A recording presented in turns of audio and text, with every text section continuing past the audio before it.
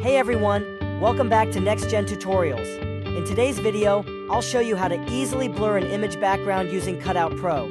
Before we dive in, make sure to hit that subscribe button so you don't miss out on more quick and helpful tech tips. To get started, search Cutout.pro in your browser.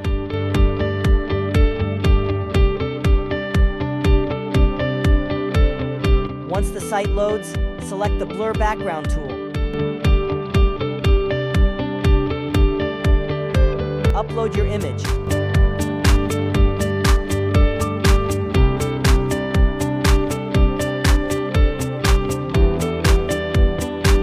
And adjust the blur intensity to your liking.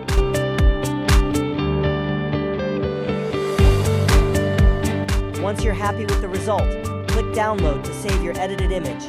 And voila! Your image now has a beautifully blurred background. I hope you found this tutorial helpful.